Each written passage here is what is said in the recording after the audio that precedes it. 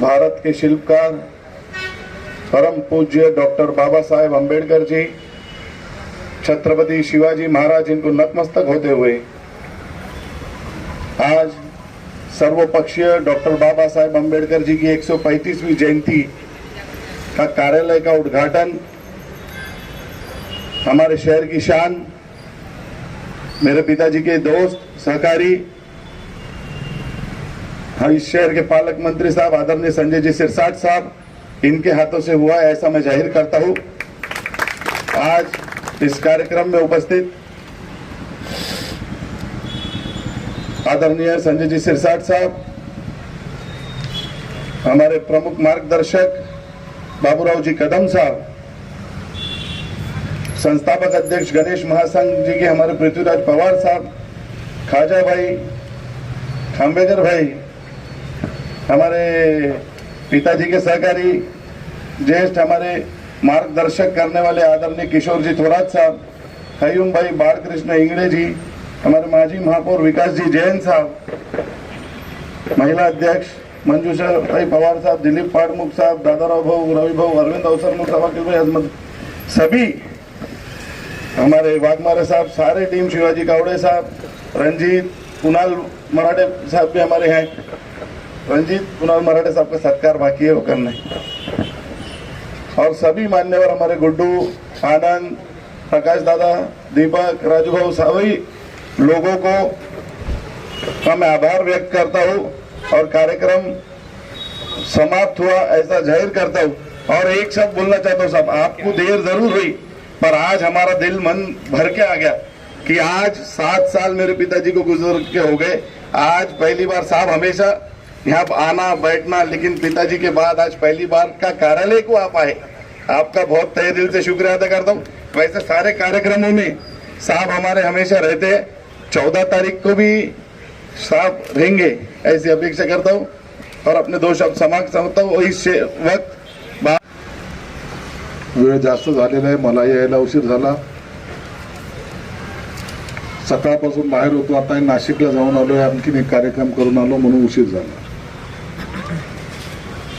उद्या सकाळी सुद्धा 9 वाजता जायचं, वर्ध्याला कार्यक्रम आहे, 2 हॉस्टेलचे लोकार्पण आहेत, बाबासाहेब आंबेडकरांच्या पूर्णाकृती पुतळ्याचं अनावरण आहे आणि अशा सगळ्या कार्यक्रमामध्ये थोडासा उशीर होतो। परंतु आनंद एका गोष्टीचा आहे की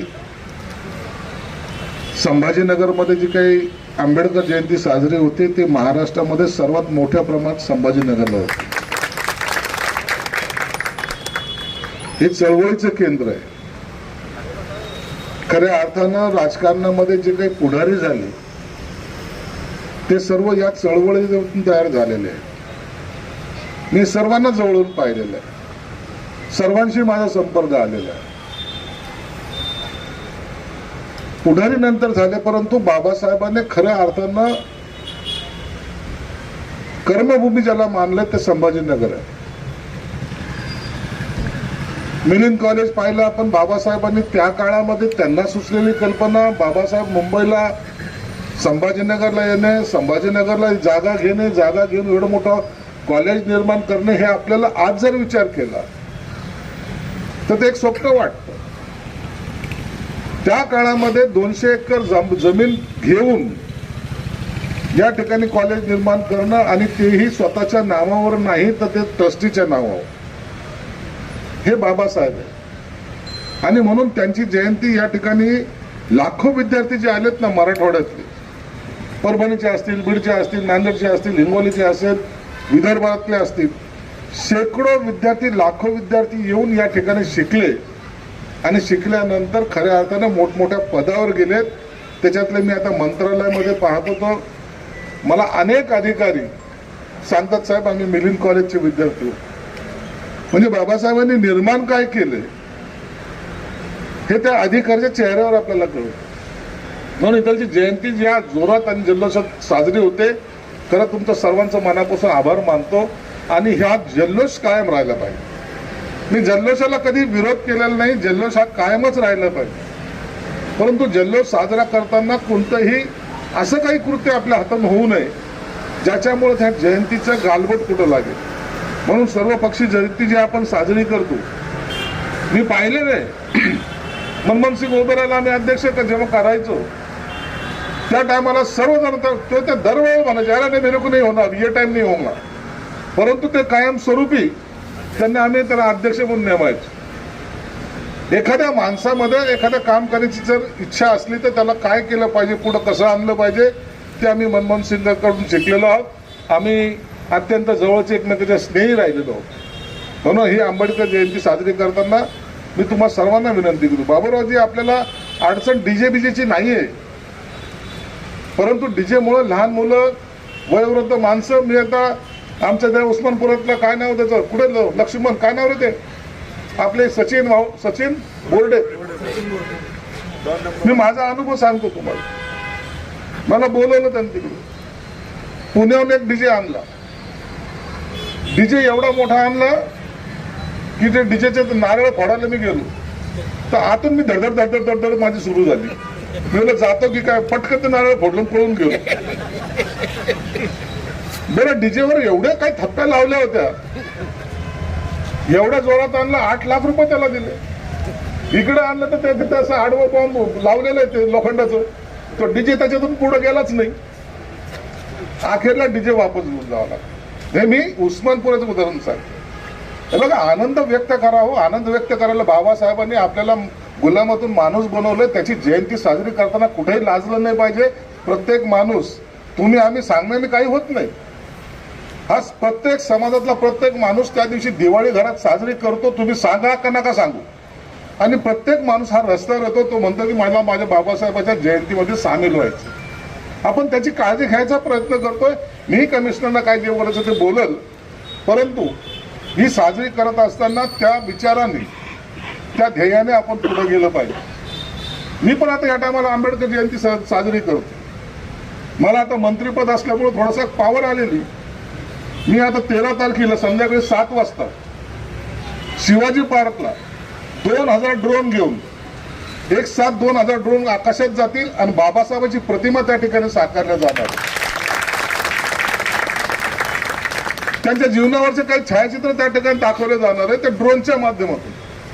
विचार करा, एक ड्रोन कसा उडतो, आपण मी 2000 ड्रोन उडवणार आहे.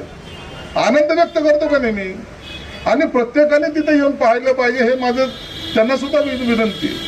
आणि नाही जेव्हा तो यहाँ स्क्रीन लगा तो 13 तारीख को शाम को 7 बजे 2 बार वो ड्रोन का प्रोग्राम होने वाला है और पूरा देश देखने वाला है, पूरा देश पाहणार आहे. म्हणून ज्या बाबासाहेबांनी हे एवढं मोठं काम केलं, ज्या बाबासाहेबांनी आपल्याला माणूस बनवलंय, माझ्यासारखा सर्वसामान्य कार्यकर्ता आज पालकमंत्री आहे, ही त्याची देण आहे की नाही बाबासाहेबांची. म्हणून त्यांचा विसर पडणं कधी शक्य नाही. त्यांच्या पावलावर पाऊल ठेवून आपण चालू शकत नाही, परंतु त्यांच्या छायेखाली आपण चालायचा प्रयत्न करतो. बाबासाहेबांमुळे आपण मोठे झालेलो आहोत, आपल्यामुळे बाबासाहेब नाही, हे प्रत्येकाने लक्षात ठेवलं पाहिजे. आणि म्हणून त्यांना अभिवादन करताना, त्यांची जयंती साजरी करताना तेवढ्याच उत्साहात करायची, परंतु तेवढ्या होशमध्ये करायची. या शहरामध्ये ड्रग्सचे लोक आता वाढलेले आहेत. तुम्ही शहराच्या कोणत्याही कोपऱ्यात पहा, तुम्ही सगळे सामाजिक कार्यकर्ते आहात, तुम्हाला समाज बनवायचा आहे, बिघडवायचा नाहीये.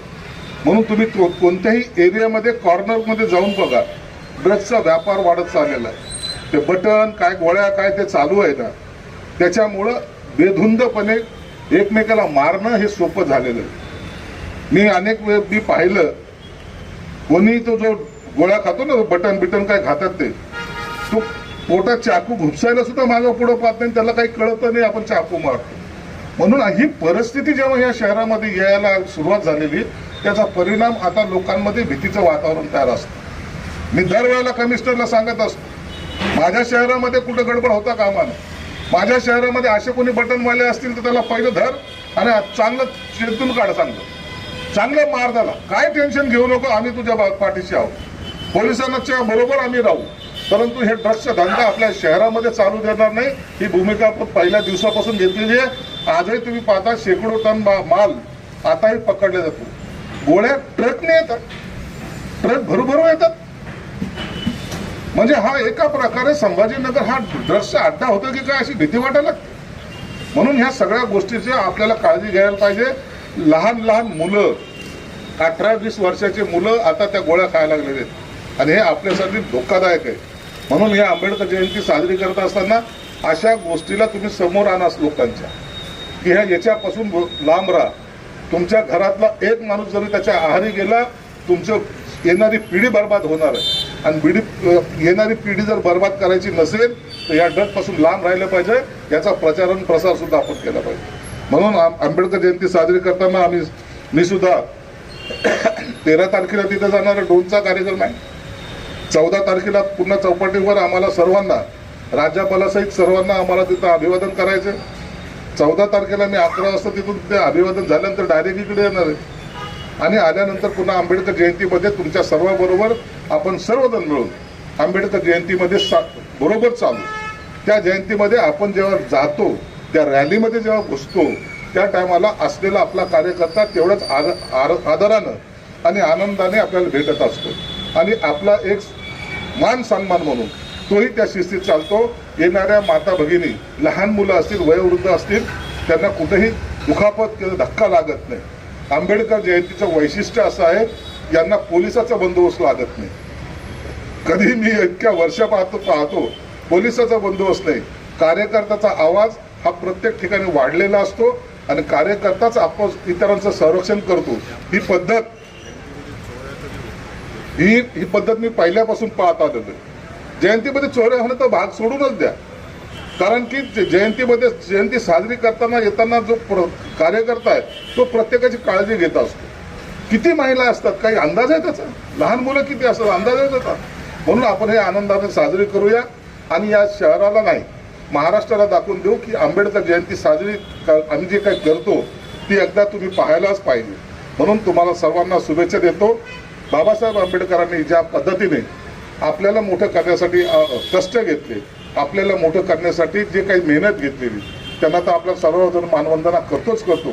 पण बाबासाहेबांना आपल्यातर्फे एक शब्द दिला पाहिजे, बाबासाहेब तुम्ही मोठे आहात, आम्हाला तुमच्या ऋणामध्ये राहायचंय, आम्हाला तुमच्या ऋणामध्ये कायमस्वरूपी राहायचंय. तुम्ही दिलेल्या मार्गावरच आम्ही मार्गक्रमण करतोय आणि तुम्ही आम्हाला आशीर्वाद द्यावा, अशी त्यांना आपण प्रार्थना करूया. आणि आंबेडकर जयंतीच्या सर्वांना मी मनापासून शुभेच्छा देतो. धन्यवाद. जय भीम, जय महाराष्ट्र.